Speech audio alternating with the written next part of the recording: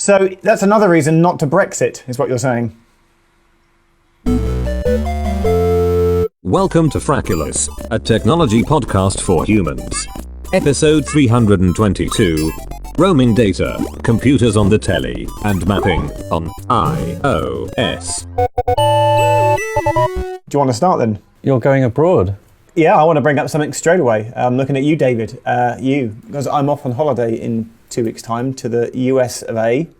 Very exciting. I caught a Periscope broadcast from you the other week yourself when you were in the US of A, and you were on a boat coming back from Alcatraz. Yes, I was. Which is exactly what I'm going to be doing in California. And just today, I suddenly thought, crikey, I have Vodafone and Euro Traveller passport, and I can roam in Europe for, I think it's £2, or is it £3 a day? £3 a day at the moment. It used to be £2. What's the data issues like at the moment? And I have a great story to tell you if you want to hear it about how I got data last time in America. Basically, I've got 3 weeks on the road in America. How much is it going to cost me to roam? Well, it's timely that you should mention that, Geoff, in a way. Traditionally, you'd have had to spend in the USA with Vodafone, if that's who you're with, £5 a day for your World Traveller Plus, which gives you access to your UK bundle. I'm there for 21 days. That's £125. Yeah. Gosh.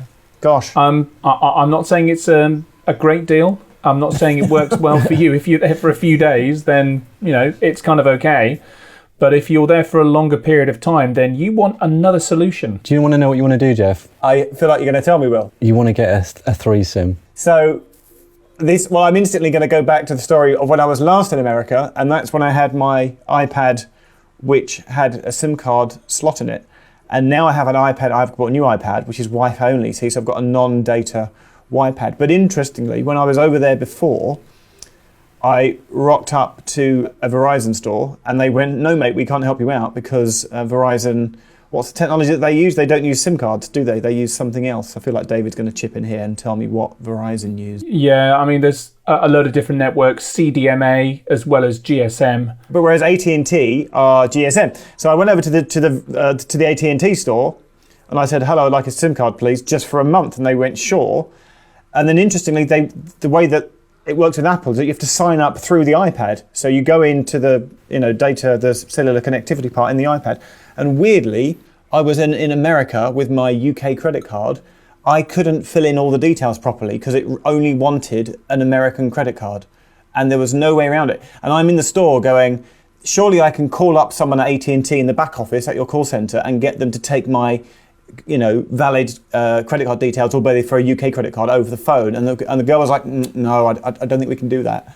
And I'm thinking, no, you must have somebody back at AT&T Central that can fill in all these details manually. And instead, I had to call up a friend that I knew in America and said, please, can you give me your credit card details? And she gave me her American Express details, and I used her American Express credit card in her name to buy my data for a month so that I could then have data on my iPad. And how much did that work out for you? Yeah, only like $20 or $30. For how much data?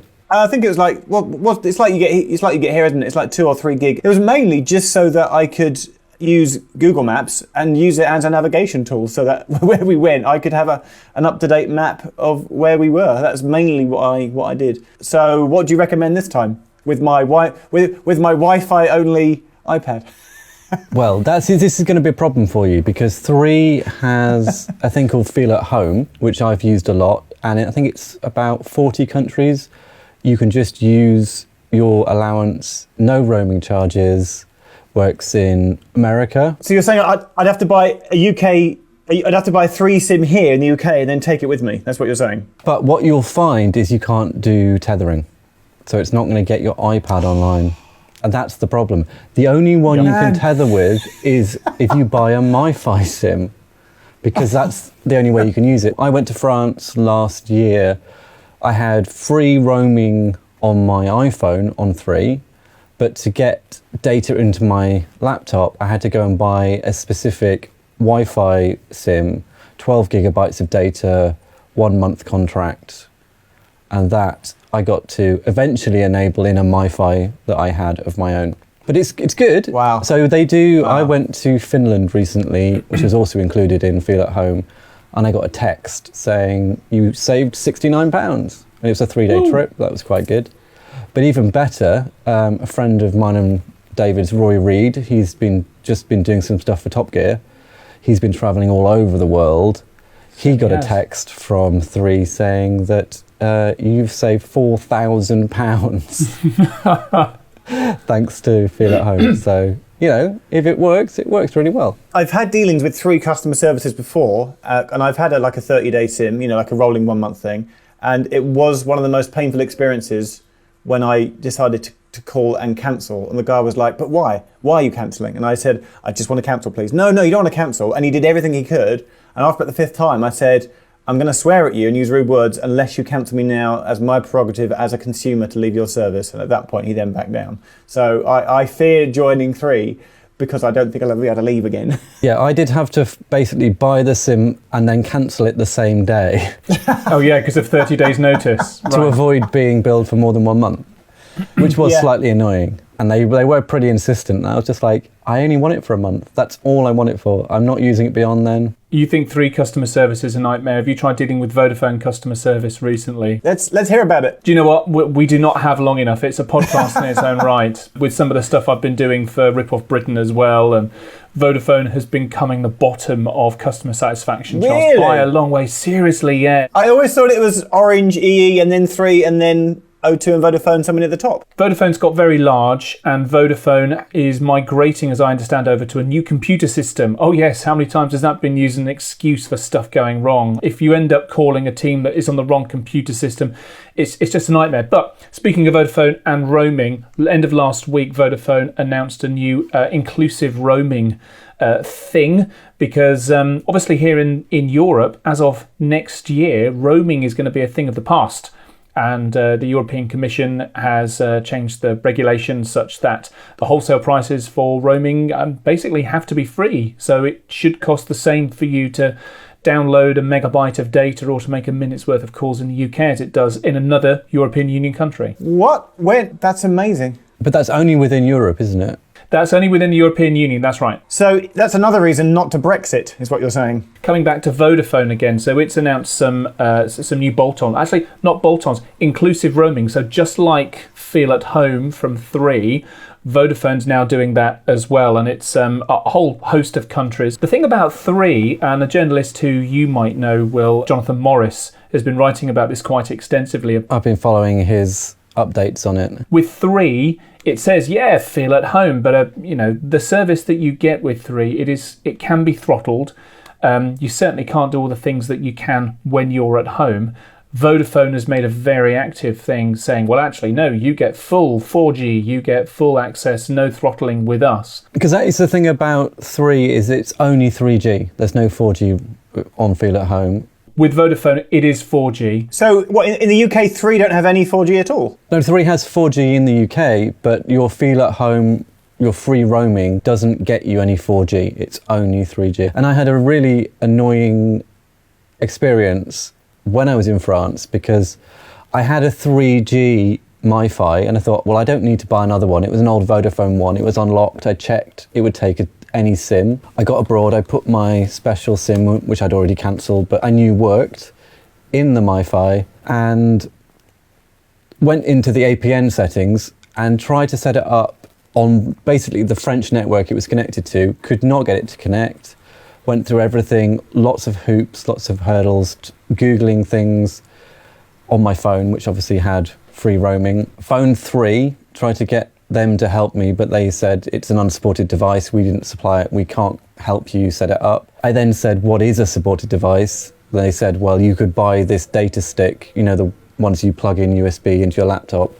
Bought one of those on Amazon in France, next day delivery. It got delivered to the house. Annoyingly, we didn't have a key to the post box. Oh no. So back had to go in and get it out with a fly swatter. Got the data stick, put the SIM in it, plugged it in, didn't work, phone 3 again. And they said, so the APN you need for this is 3.co.uk. And it's basically the UK settings. I was trying to be too clever. So if you find you can't connect, just use your UK settings, and that is what will get you connected. Alternatively, Geoff, have a look at getting yourself a local SIM when you're out there. I think that's probably the best thing to do if you can do it and you can go through the hassle of doing it. But then I was looking into Yeah. it for France, because we're going to France for a month this year. Oh, And wow. there's not much data on SIMs in France. You get like a couple of gig. It does vary from country to country. It really does. But again, that would involve going to AT&T again, because only AT&T sell SIMs that plug into iPhones, and then I might just suck it and do £5 a day. Maybe I just connect every other day and then pay 60 quid, and that just have a day on, a day off, day on, day off. When I was in France, one thing that worked really well was this thing called Fon, which is BT has it here. You can sign up for BT with Fon, and then people share their own hotspot. I think I bought for €30 a 30-day pass to it. And then now, because I'm not on BT here, I had to go and buy basically a Fon hotspot, which I put in the garden to try and share with everybody out there. And that then gives me free roaming on Fon hotspots. I think it'd be quite fun to see if you could do without cellular and just hop from Wi-Fi to Wi-Fi, safely, of course, while you're out there. So when we were in Taiwan, David and I did a trip to Taiwan recently, and that wasn't covered by Feel at Home. It was covered by the Vodafone World Traveller, so that was still £5 a day. They have quite good Wi-Fi at the pedestrian crossings. They have Wi-Fi hotspots, and they have a service called Wi-Fly, and you can buy a subscription to that. And that's always an option. If there's a good Wi-Fi infrastructure in the country, you could just go away with that. When we were there last time, we were driving the interstate. I want to say 80%, and that's no exaggeration, 80% of the interchanges on the interstate have McDonald's. Easily the most prevalent chain out there, and every McDonald's has free Wi-Fi. And we found ourselves, anyway, just rocking up, parking in the parking lot outside McDonald's, not going in unless we went to the toilet, getting on the Wi-Fi for 10 minutes, and then hopping off again. So yeah, maybe we'll just do lots of Wi-Fi hopping via Mr. Ronald and his McDonald. Good luck with that, Geoff. Thanks. And whereabouts will you be travelling to? Denver, Yellowstone, Yosemite, Oh, wow. California, San Francisco, Alcatraz. Bit of a Wild West adventure. I have form for American road trips. I should tell you about that sometime. So when are you actually out there, Geoff? Basically, it's going to be summer in the desert, so it's going to be quite warm. I've driven through Death Valley in a soft-top Beetle with no air conditioning in the height of summer. Oh, no, ouch. There's like a thing where they fry an egg on a car just from the heat of the sun. They've just done that. Yeah. It's a long way. There aren't many gas stations, and a VW Beetle does not have a very big petrol tank. And we had basically two options. You could wind the windows down, and it felt like someone had a hairdryer on full heat pointed in your face. Or you could wind them up and just sit there and swelter. But then you come to Vegas and it's amazing. So, it's worth it in the end. We did the drive from Los Angeles to Las Vegas across the Mojave Desert. I would have said it was April, so it wasn't super warm, but it was getting warm. We had a soft top. We had the roof down. Hood is somewhere different, isn't it? Trunk, whatever. We had the roof down, and we did not realise that when you cross the desert, it does get a bit hotter. As far as we were concerned, it was nice and cool. It was only when we got into Vegas and we kind of looked at each other properly, and it was like, wow, we're pretty red. We were burnt to a crisp. Yeah, won't make that mistake again. Were you wearing a hat? Always wear a hat. No. Wear a hat. Just wear a hat, David.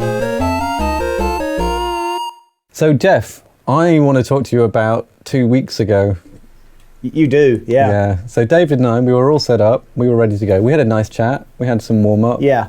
We were waiting for you to sign in. I feel like I know where the conversation is going. We sent you some updates on Slack. I resorted to DMs and text messages. And eventually you appeared saying you had no phone and you'd been in town being famous.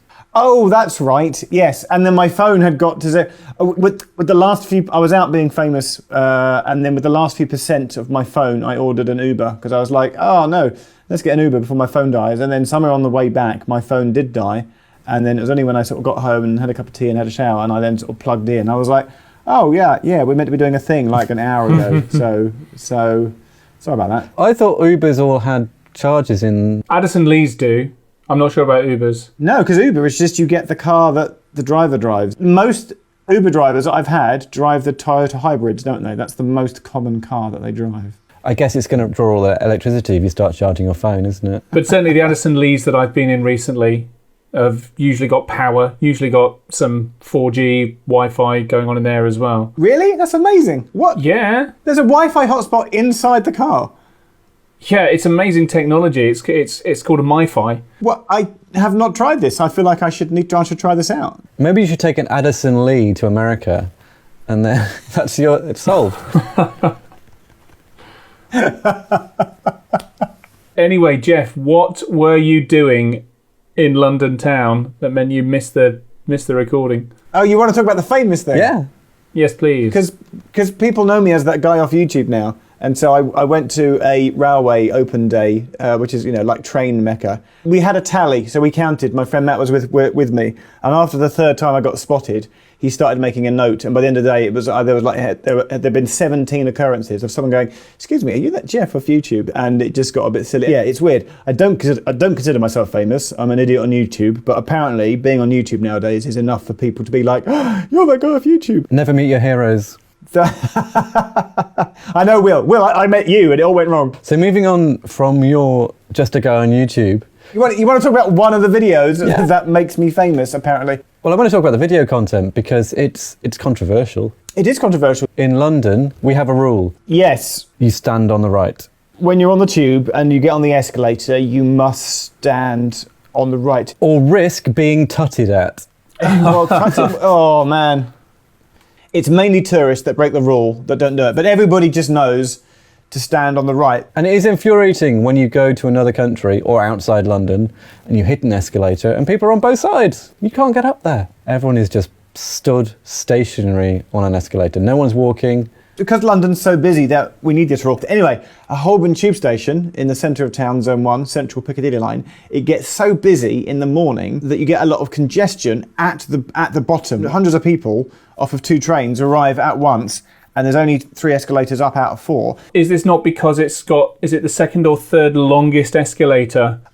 It's not the second, it's either the third or fourth. I'm actually in the middle of making a video on London's longest escalators. Anyway, the theory goes is that when you stand on an escalator, you bunch up quite close, but when you walk up an escalator, you're not immediately behind someone. It's like when they, on the M25 around London, when they do the variable speed limits. The theory is when cars travel at 50 miles an hour, you can get more in because you instinctively bunch up closer, safer. So it's the same on the escalator, and TfL had a man with a clipboard, one of those little county things, and they worked it out, and they realised that if people stood on both sides, immediately behind the person in front of them, and this is the tricky bit, so yes, it takes longer to physically traverse up the escalator, obviously, because you're not walking, but you spend a smaller amount of time waiting to get onto the escalator in the first place, so your overall time, waiting plus journey time up the escalator, is quicker. There's nothing worse than people that hang around on the left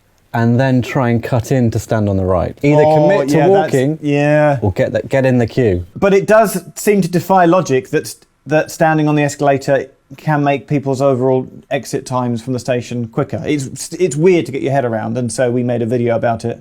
But do they still have one escalator where you can walk on? Out of the 3 escalators going up, 2 they're trying to encourage you to stand on both sides, and the third one you can still walk up the left-hand side. So that's a free-for-all, or is that just for like hardcore Londoners? And we did time it a few times, and it does actually work. It's so weird when you look at the actual people coming off, and I stood there with my own counting device, my iPhone. And I was like, the standing ones, both sides do actually convey more people. So this is a trial, isn't it? This isn't a nailed-on thing yet, right? They're trialling it for 6 months. If it works, they want to roll it out at other stations. Where are we talking? Just the major.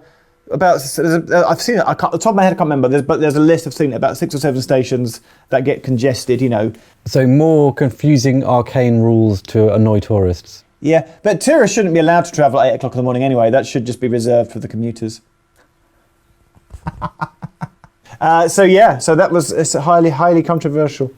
Yeah, I could talk about escalators all day, but let's not. Let's talk about something else. David, you helped out make the 8-bit TV show? What? Oh gosh. What was the show called? Go 8-bit. Go 8-bit. David, were you on TV and you didn't tell us? I love watching you on TV. No. So Lovely pair of people called Steve McNeil and Sam Pamphilon. I know Steve for some TV stuff that I've done in the past. They've got a TV series commissioned, and it's a celebration of arcade games and arcade games, television, comedy. Never really come together before. Obviously, a lot of potential there. They got a commission from Dave, the home of witty banter. So the show is now called Dara O'Brien's Go 8-Bit.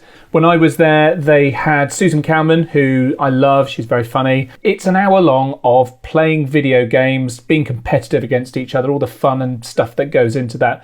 Really good fun. Look out for that this autumn on Dave. Steve does another show called Wi-Fi Wars. How does that work? Is it like Robot Wars?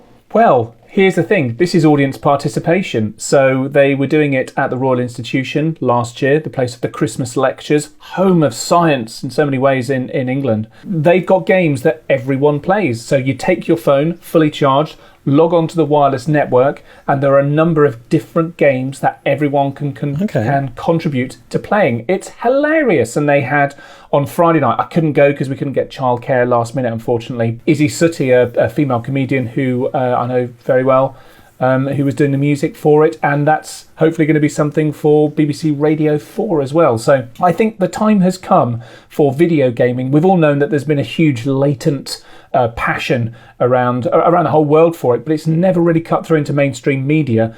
Hopefully, with what Steve and what Sam and what the team at DLT and Co are doing, that might be something that will happen. And comedy, it seems a natural sort of home for it in many ways. Can I just say that Dave is actually one of my default TV channels. Ever since BBC Three went off air, I now instinctively have a little browse to see what Dave are showing. That and UK Gold, they're like my two go-to channels. Oh, following up on our chat about BBC Three going online, I spent some time trying out iPlayer. I don't normally use iPlayer, but I was a little bit ill. I was looking for something to watch in the evening. I fired up iPlayer and I could not find a single thing I wanted to watch from a week's worth of BBC output. And is that because there wasn't anything that you wanted to watch? I'm sure there was stuff, but the discovery is terrible. I ended up back on Netflix and found something within minutes. I often end up just on YouTube, and YouTube will then just suggest you stuff, and it's like, well, you watch this, do you want to watch this? I'm like, yeah, I do actually. Yeah, great, thanks very much. You posted the video about what's wrong with Independence Day, the cinema sins. I lost 2 hours after that, Geoff. Oh, Cinema Sins is the best. I'd never seen it before. I've now watched, I think... You've watched all of them, haven't you? It's so good. It's so good. What's great about Cinema Sins is they then dissect a movie in 5 or 6 minutes, and they point out and I've watched. You watch one. I watched one morning, and it was like everything wrong with Star Wars. Yeah, and before I knew it, it was 11 o'clock. I'm like, where have the last 2 hours gone? That's exactly what happened to me. 2 hours later, still watching Cinema Sins, thinking, just one more. But they're really good, and they're very funny, yeah. But on one of them, there's a behind the scenes, and they show you how they do it, and they show you the guy with this script in the studio recording it, and they show you how they edit, and they get permission, and they bring it all together. That's one thing I did wonder about permission, because I know, like, technically it's fair use using movie clips because they're commenting about the movie specifically, but I know YouTube does allow people just to pull stuff down. You can use things if you're critiquing it, isn't that correct? There's a law. I'm going to ask what may be a dumb question. I feel like one of you is going to go, oh, Geoff, of course you can do that. Obviously they can scan audio, to sort of match audio to, they can go, oh, you're using this song. Are you telling me now that YouTube now have the technology to scan a video and match video? So they can scan video, because if you noticed, a lot of people would flip the video round to avoid the content match. Where you look at a video and go, why is that video backwards? It's because someone's re-uploaded it, flipped it, to avoid it getting content matched. The other trick is that someone's posted the percentage. I think it's like 107.1% or something bizarre, which is the speed by which you need to speed something up. There's entire episodes of Family Guy. Just a bit quicker. But they're running at 107%, which I think is hilarious. That makes a lot of sense, actually, because some of the stuff that my kids end up watching on YouTube, where it's popular cartoons, has been sped up or slowed down. My kids will watch stuff in Spanish. They don't care. No, true. And David, sorry, you keep saying things I keep thinking of. You mentioned a minute ago about turning up at this place with your phone fully charged. Wi-Fi wars. The other day, I was at a railway station, obviously, and I passed a poor homeless guy that was clearly homeless because he had, cans of drink and his sleeping bag or whatever. And as I passed him, he's playing a game on a tablet. I'm thinking, where did you charge that tablet? Right? And I put this on Twitter, and people are like, well, Geoff, he can go to coffee shops or yeah. But I'm thinking, no, but to charge a tablet fully from 0 to 100%, that's not 10 minutes. That's several hours that you've got to be sat somewhere. What he could be doing is he could have a battery. He could leave the battery plugged in, and then he could then be charging his tablet off his battery when he needs to. And then if the battery gets stolen, it's less than a tablet getting stolen. And then, of course, someone said maybe he had a solar charger. Can you get those? They don't work. I've got one. They're rubbish. Just get a big battery. Really? Okay. We had a wind-up charger. Remember Trevor Bayliss? Oh, yes, with his wind-up radio. This was back when we had Motorola phones. I had like a V70. And I remember sat there a long time at a campsite winding this thing up just to charge my phone. It's brilliant. Back when I had my Nokia 6810, I was using it in a Starbucks, and the barista went, "What on earth are you doing?" And I explained that I was getting a little bit of charge out of it was going battery about to die, and I wound it, and I could send a few text messages. And she went, "That's brilliant, can I use it?" And I used it to charge her phone a bit, which was also on one bar, and I got a free coffee out of it. So, free drink. There was a Kickstarter campaign this time last year for an iPhone case with an integrated wind-up charger. I think charging an iPhone's a lot different. Back in the day, the batteries on things were tiny. They would charge, I think, in a couple of hours. And it would last 5 or 6 days. Do you remember those days, kids? The battery would almost last for a week on your phone. Beck used to think that her phone lasted about a month because I used to charge it for her. But because it charged quickly, I would basically, if I'd see her phone there, I'd pick it up, plug it in for an hour, charge it, unplug it, put it back. And then she'd be talking to people, and people were like, "Oh, my battery only lasts 3 days." She'd like, "Mine lasts a month." It's only when she told me, I was like, "Yeah, no, I've been charging it for you. That's why." Tell you what I'd like to talk about. I want to talk about mapping on iOS. So, Geoff, you mentioned that you were using your iPad as a map when you were in America. What is your favoured map solution on your iPhone? So there's a really great app called, it used to be called Maps with Me. I think it's just now maps.me, and I believe it's OpenStreetMaps, and you can download them for offline use. So what I do whenever I travel anywhere is I download it over Wi-Fi in advance, and it's as good as, if not better than, Google Maps in some places. And does it do directions and all of that kind of thing? No, but it's basically, it's a you are here and here's what around you, and you can zoom right in, but you can find, cash machines, petrol stations, all that kind of stuff. But basically, if you've got no data, you can still have just using, I can't remember the word. What is it? GPS, thank you. so it knows where you are. And so before I go to America in 2 weeks' time, I will download the entire state maps for Nevada and California and Wyoming, everything, so that I've definitely got a map of where I am. Did you know that GPS is now turned on in airplane mode? Is it? I just kind of assumed it always was. That's interesting. Previously it was turned off, but obviously it's not the same as a radio transmitter. So it's now on. I had some great fun in Finland when I was coming into land. I loaded up TomTom, which has offline maps, and I could see my progress as we came into the runway.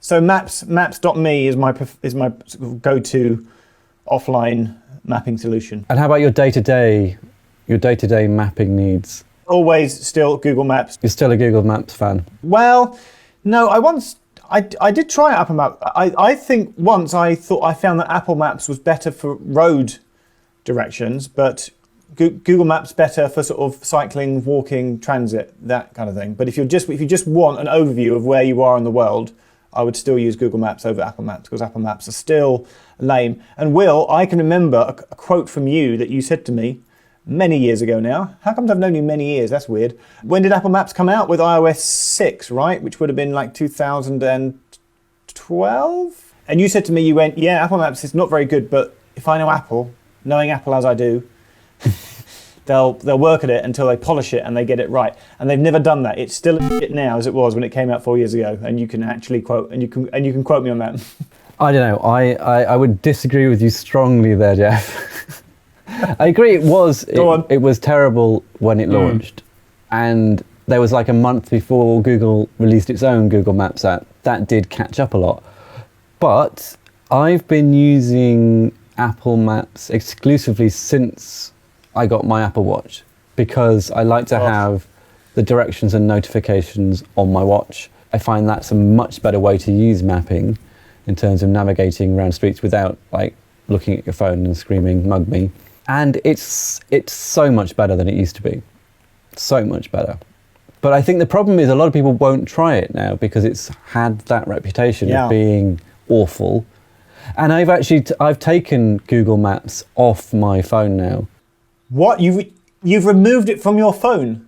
I had to remove it because all of the apps were going by default to Google Maps when I wanted it in Apple Maps, and the only way to override that was to remove Google Maps entirely from my phone. Okay, but when it first came out, people were like, "There's some data wrong," or people focused on the fact that the 3D maps, the 3D visuals, they're like bridges collapsing and things warping it and distorting. But for me, the two essential problems were one, the data, the business data was all wrong. That businesses, your local pizza shop or something was in the wrong place, or there'd be duplicates. Or two, because Google's maps look nicer in terms of white for small roads, yellow for A roads and green for B roads. Right? That's what Apple still don't do. And I can give you many examples where if you just if you glance at an Apple map compared to a Google map, you still can't tell where you are on an Apple map. You need to look at the Google map to go, "Oh, I see where I am." Their roads are white, not yellow. You can't see where you are. You don't get a sense of where you are. When you're like me and you grew up looking at a geographer's A to Z atlas of London, right? When you look at Google, you get that same experience. Geoff, listen to this. If you use transit directions,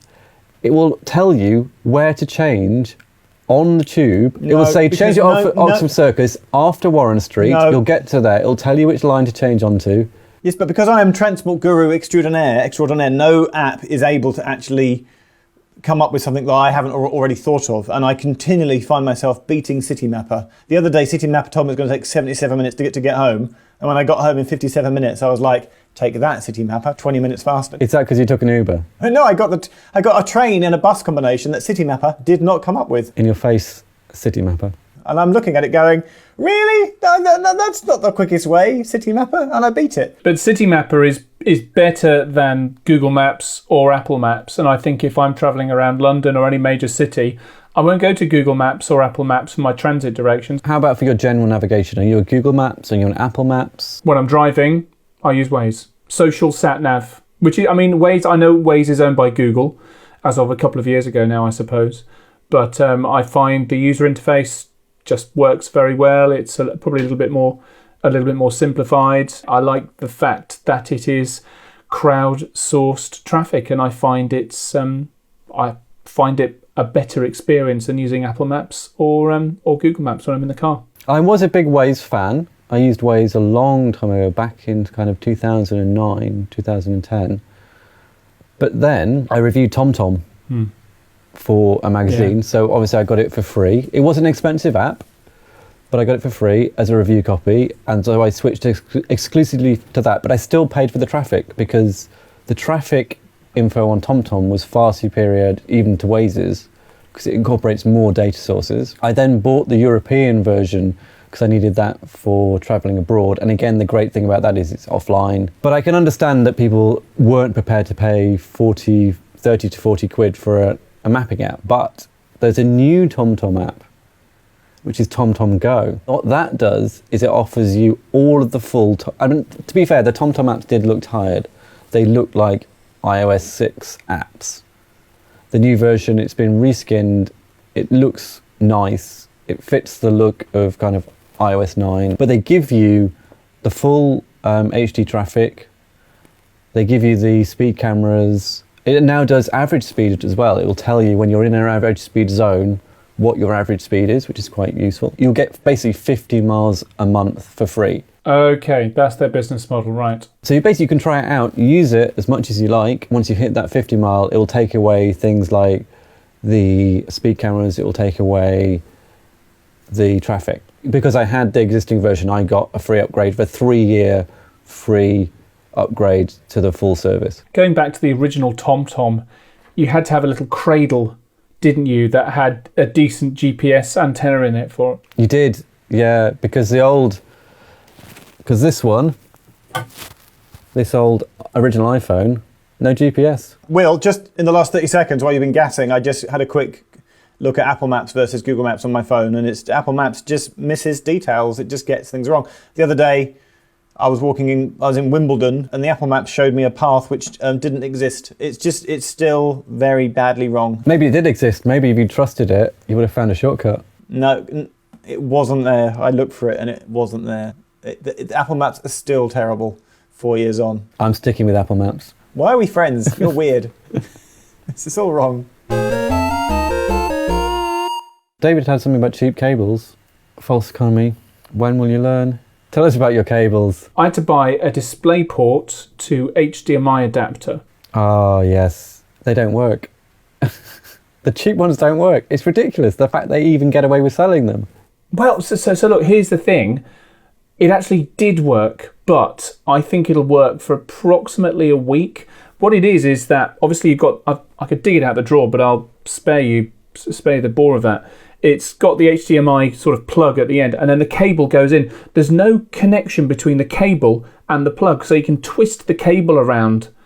And it's like, I know that if I pull this out by the cable, the plug's going to stay in there, and there's going to be some bare wires left at the end of it. I'm thinking that is basic stuff. So while it does work, it was like £7. You know, it's like, oh, £7, I can't be bothered. However, I have still got a link in my inbox, because rarely for Amazon, they send out a, hey, would you like to review what we sent you? So I will be giving some feedback on that. Have you ever heard of a product called Sugru, David? Da, da, da, da, da, da. You actually have some to hand. Fix that thing. You didn't actually say what Sugru was, David. So if people are listening / watching and they're thinking, Maybe we should cover what you can do with Sugru. what the heck is Sugru? Sugru, imagine plasticine, I guess a kind of rubbery plasticine-y thing that sticks together and lets you fix things. It is useful for fixing all kinds of things, and it dries like a kind of thick, sticky glue, and it becomes rubbery, and it's just useful as a dad. And I have to fix a lot of things in this house, and super glue can only get you so far. No more nails. Always a good one. Sugru will get me the rest of the way. In our world, it's good for preventing cables from fraying that have started to fray, from fraying further. Is that correct? Yes, exactly. It can give you another few months out of a cable that might otherwise, because cables need that flexibility, I suppose. On a serious point, they're going to get a bit of the old Sugru treatment. But actually, speaking of cheap cables, I went into Poundland. I don't go into Poundland. I was there with a friend.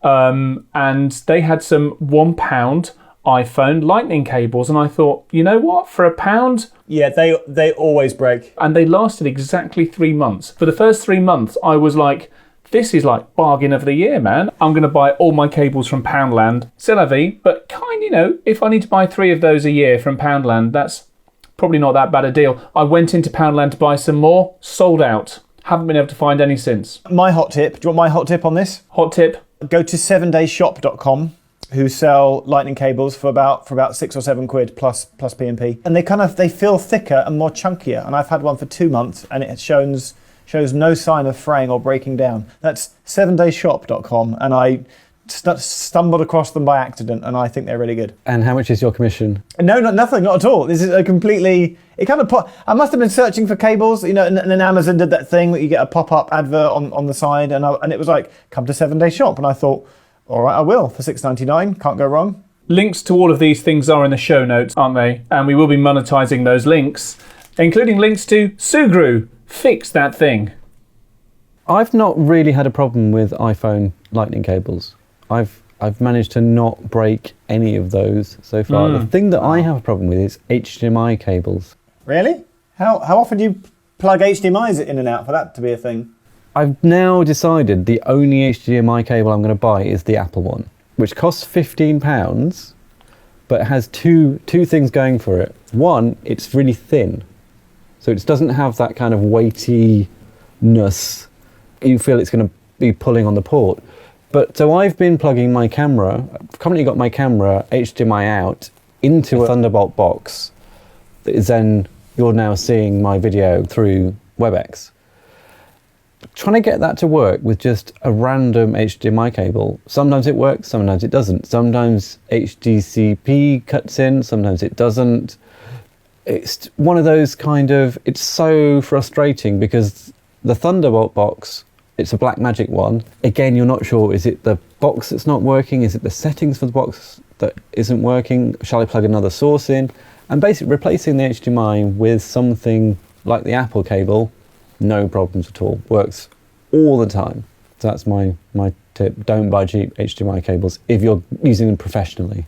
But then you can spend hundreds of pounds on cables. Oh, you can. For no perceivable difference. Oh no, absolutely no actual benefit. But I think there's like a level, I think there's a floor, and it seems to be for me the £15 Apple level. Also, Apple's not going to sell you a cable that doesn't work. So it's going to be of a decent quality and a good enough quality to not have problems. And it's got a nice bit of design to it as well. Which is very important. It's very important. It's not pulling on the camera, it's not pulling on the box. You should send us a photo of your setup. I can take a picture now if you want. Yeah. A live photo. There you go. For the benefit of anybody listening, not watching, Will is currently holding up his phone to... there we go. Oh, did that have your battery pack on? Your ridiculous battery pack? Well, if you'd had one of these, Geoff, you would not have run. Your phone would not have run out, and you would not be getting messages when you get home. We've come full circle. End of Frackulous. If your puny human minds can handle more, then follow on Twitter. @FRACKULOUS or individually. @David McClelland. DAVIDMCCLELLAND. Geoff Tech. GEOFFTECH.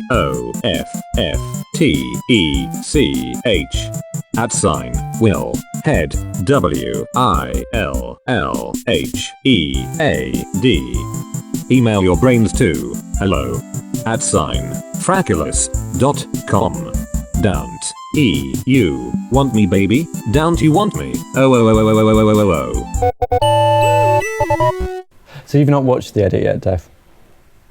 I started downloading it and then I ate my tea instead. I've watched it, not all of it. I got about 3/4 of the way through on Friday afternoon and then had to go and do stuff. But no, looks good. Looks good. I would listen to it. I would watch it. How long did you spend editing it, Will? Would you want me to tell you? Oh. Yeah. According to my hours logging, let's have a look. So I spent... Why do you have that kind of information logged? I've started logging stuff. I did 13 hours one week. I did... On what? On this? Yeah. I then did half an hour in the week when I was very ill. And then I did... Oh, back. Another 14 hours on it. But I think I can get it down to about 12 hours. Then I expect it to be really good when I watch it. Yeah, it should be.